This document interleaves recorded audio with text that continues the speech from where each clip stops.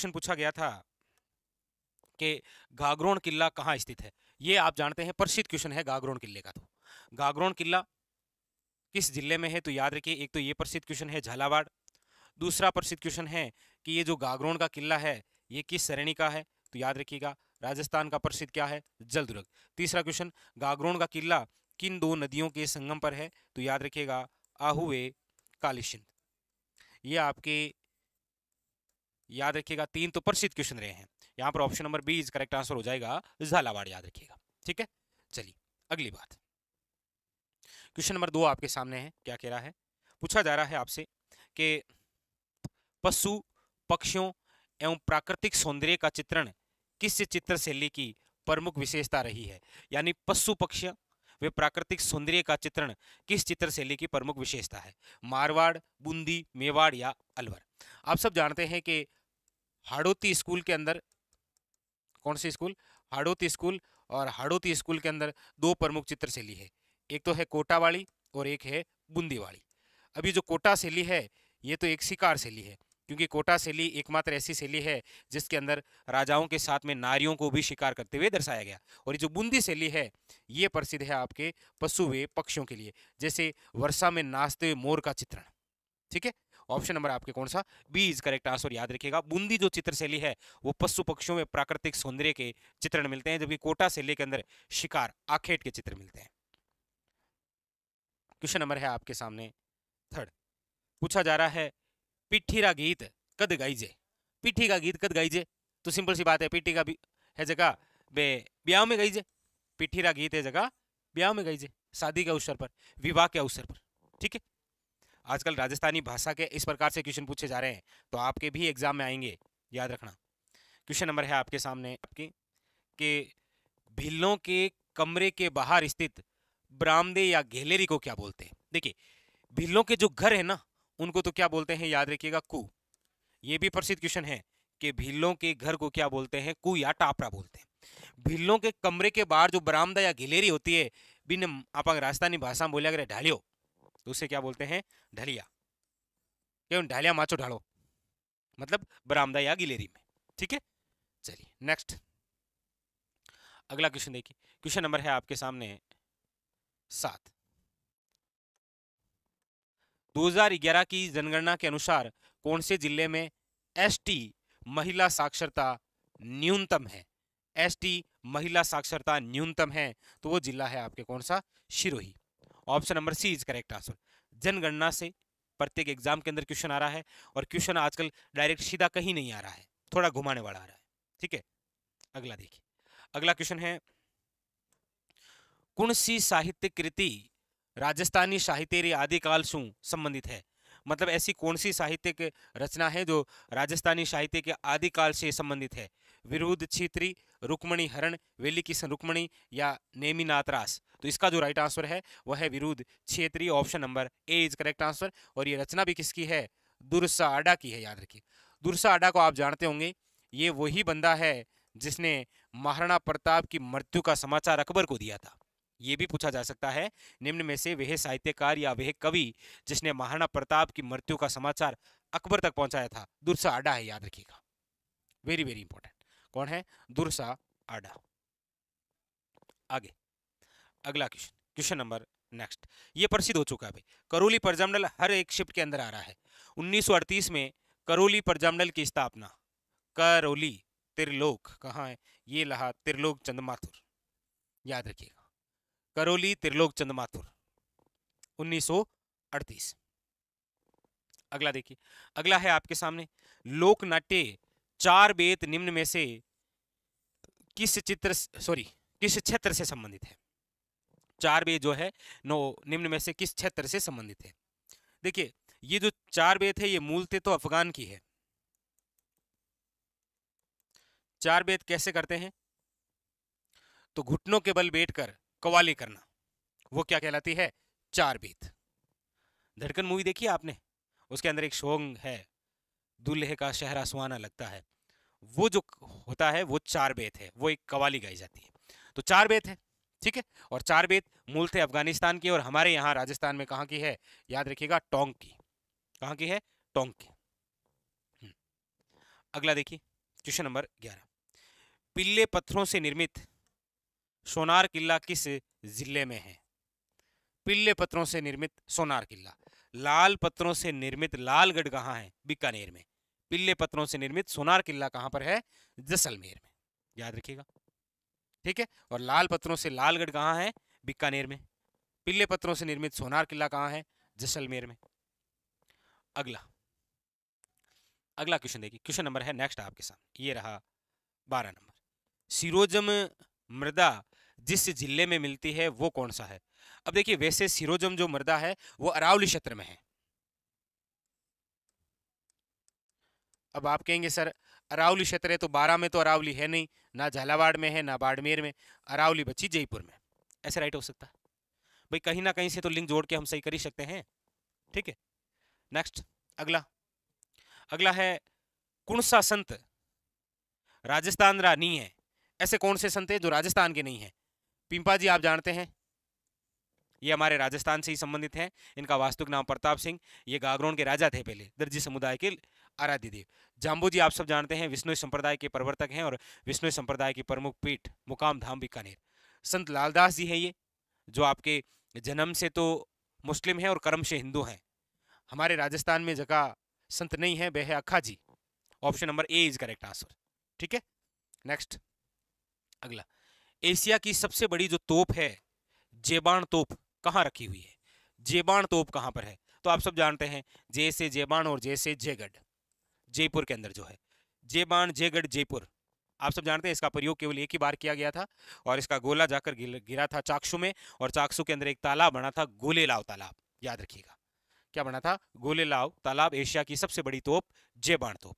एक आप मुझे कमेंट करके जरूर बताइएगा कि गर्भ गुंजन तोप कहाँ रखी हुई है, किस किले में है? गर्भ गुंजन तोप, ये आपके लिए क्वेश्चन है, गर्भ गुंजन तोप। क्वेश्चन नंबर है आपके सामने 15, ग्रेनाइट, नाइस और शिस्ट चट्टानों के विखंडन से कौन सी मृदा का निर्माण होता है? ग्रेनाइट है, नाइस और अवशिष्ट चट्टानों के विखंडन से कौन सी मृदा का निर्माण होता है? काली, दोमट, या देखिए रेतीली तो 33 सागर का भाग है, ठीक है। दोमट है नदियों का भाग है, काली है ये आपके ज्वालामुखी है, तो फिर बची कौन सी? बची है लाल पीली। Option number B is correct answer.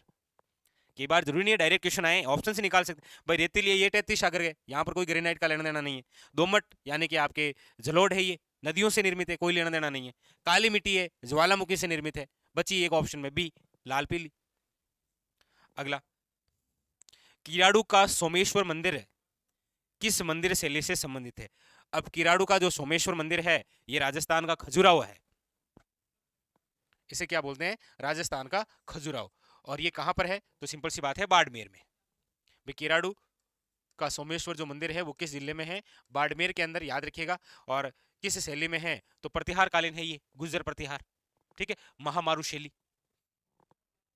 Next अगला देखिए, जामर कोठड़ा खाने किसके लिए प्रसिद्ध है? ये प्रसिद्ध क्वेश्चन है। जामर कोठड़ा, रोग फास्फेट, उदयपुर। सबसे पहले तो ये जामर कोठड़ा कहां पर है? याद रखिएगा उदयपुर। कई बार तो क्वेश्चन ऐसे पूछता है कि रोग फास्फेट के लिए जामर कोठड़ा स्थान प्रसिद्ध है, किस जिले में है? उदयपुर में। किसके लिए प्रसिद्ध है? रोग फास्फेट, याद रखिएगा। तो रोग फास्फेट का सबसे बड़ा कारखाना जामर कोठड़ा उदयपुर में है। चलिए आगे अगला देखिए, अगला क्वेश्चन, क्वेश्चन नंबर आपके सामने 18 पूछा जा रहा है, उदयशाही, अमरशाही, खंजरशाही क्या है? उदयशाही, अमरशाही, खंजरशाही, ये सारी सारी क्या है? तो याद रखिएगा, राजस्थानी पगड़ियों की शैली है ये। Option number C is correct answer. क्या है ये? पगड़ियां हैं, याद रखिएगा। अब इन शासकों के बारे में पढ़ते हैं तो पगड़ियां पढ़ते हैं आप। अगला है, राजस्थान री कुणसी बोली मध्य प्रदेश रा कई जिला में बोली जाए। राजस्थान की ऐसी कौन सी बोली है जो मध्य प्रदेश के कई जिलों में बोली जाती है? शेखावटी एमपी के साथ सीमा भी नहीं लगाता है ये तो।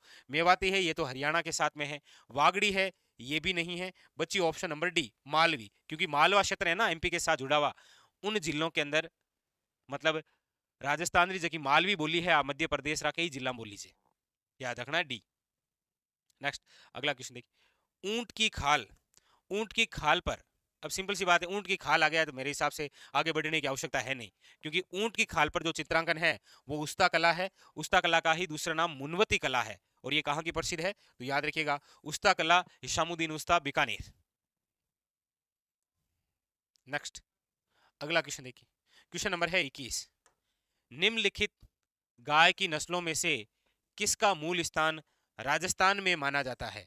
राजस्थान में माना जाता है, थारपारकर, राठी, मालवी या फिर गिर। ये क्वेश्चन आपको, इसका आंसर आपको ही बताना है। बहुत इंपॉर्टेंट, बड़ा शानदार सा क्वेश्चन है। निम्नलिखित गाय की कौन सी ऐसी नस्ल है जिसका मूल स्थान राजस्थान माना गया है? अब मेरे हिसाब से तो ये ऑप्शन से हो रहा है, कोई दिक्कत है नहीं, क्योंकि ऑप्शन में देखिए थारपारकर है, मालवी है, गिर है और राठी है। तो इसका जो आंसर है, क्वेश्चन नंबर आपके सामने 21, और इसका आंसर आप सभी बताएंगे जो जो इस वीडियो से जुड़े। बहुत इंपॉर्टेंट, आपके एग्जाम के लिए भी इंपॉर्टेंट रहेगा ये। नेक्स्ट अगला देखिए, अगला है आपके सामने, निम्नलिखित में से राजस्थान में उगाई जाने वाली धान की किस्म नहीं है। ऐसी कौन सी धान की किस्म है जो हमारे राजस्थान में नहीं उगाई जाती है? रत्ना है, बाला है, गोविंद या ज्योति। तो इसका आंसर है ऑप्शन नंबर सी, याद रखिएगा, ज्योति। ठीक है, अगला देखिए, अगला क्वेश्चन, क्वेश्चन नंबर है आपके सामने 23, ये रहा। आदिवासियों का कुंभ कहा जाने वाला बणेश्वर मेला किस जिले में है? अप्रसिद्ध क्वेश्चन है। आदिवासियों का कुंभ जिसे कहा जाता है बणेश्वर मेला, ये जिस जिले में है वो है आपके डूंगरपुर।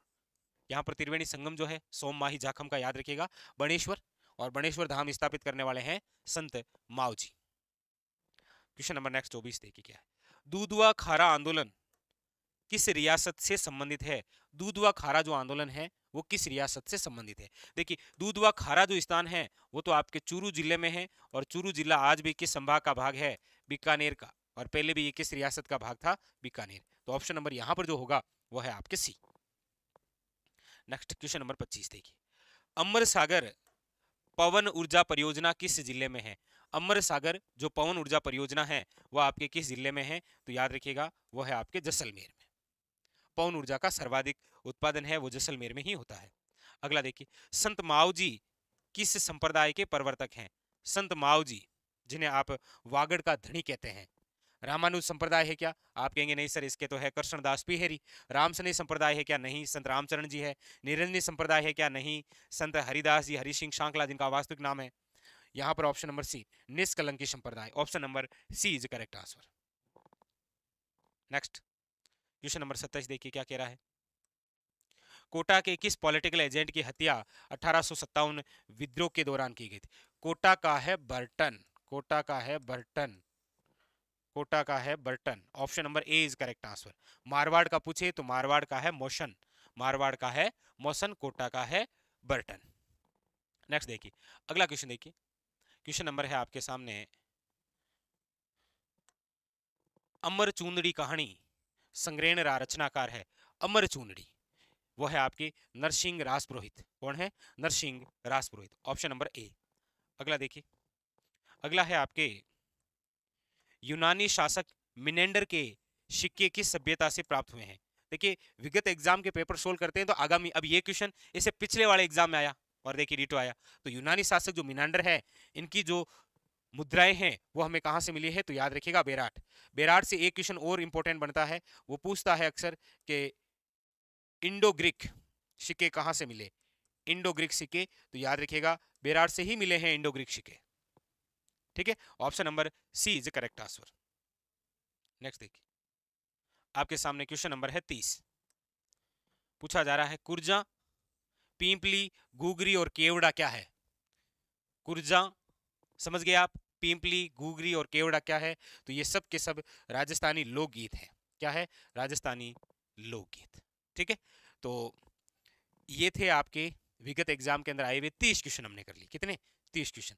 तो इस प्रकार रोज ही लगभग हम इतने क्वेश्चन कर ही लेते हैं, 25 से 30 के आसपास, और वो भी आपके चंद मिनटों में। ठीक है, जैसे आपको ये पता चले कि आपने जो पढ़ रखा है उनमें से विगत एग्जामों में क्या क्या आ रहा है और किस किस प्रकार से आ रहा है। ठीक है, चलिए तो फिलहाल आज के लिए इतने ही, मिलते हैं अगले और किसी नेक्स्ट पेपर के साथ और बड़ी शानदार बातों के साथ। तब तक के लिए धन्यवाद।